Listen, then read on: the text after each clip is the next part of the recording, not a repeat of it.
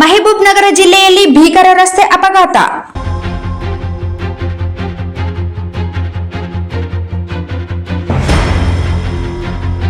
ಮಹಬೂಬ್ ನಗರ ಜಿಲ್ಲೆಯ ದೇವರಕದ್ರ ಮಂಡಲದ ಗೋಪಾಲಪುರ ಬಳಿ ಮಹಬೂಬ್ ನಗರ ರಾಯಚೂರು 167ನೇ ರಾಷ್ಟ್ರೀಯ ಹೆದ್ದಾರಿಯಲ್ಲಿ ಭೀಕರ ರಸ್ತೆ ಅಪಘಾತ ನಡೆದಿದೆ. ಎರ್ಟಿಗಾ ಕಾರು ಮತ್ತು ಟಿಪ್ಪರ್ ನಡುವೆ ಸಂಭವಿಸಿದ ಡಿಕ್ಕಿಯಿಂದ ಇಬ್ಬರು ಸ್ಥಳದಲ್ಲಿಯೇ ಸಾವನ್ನಪ್ಪಿದ್ದಾರೆ.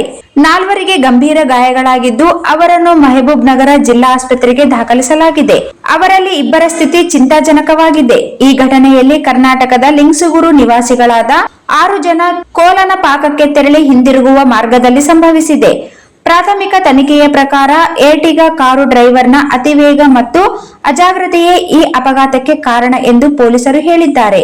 ಈ ಅಪಘಾತದಲ್ಲಿ ಜಂಗಮ್ಮ ಮೂರ್ತಿ ಮತ್ತು ಪ್ರಜಾವಾಣಿ ಪತ್ರಿಕೆಯ ವರದಿಗಾರರಾದ ಬಸವರಾಜ್ ನಂದಿ ಕೋಲಮಠ ಸ್ಥಳದಲ್ಲಿಯೇ ಸಾವನ್ನಪ್ಪಿದ್ದು, ಚಿನ್ನಯ್ಯ ತಾತ, ಮಲ್ಲಿಕಾರ್ಜುನ್, ಭಗವಾನ್, ಅಮರೇಶ್ ಮತ್ತು ಮಲ್ಲಣ್ಣ ಅವರಿಗೆ ಗಂಭೀರ ಗಾಯಗಳಾಗಿವೆ.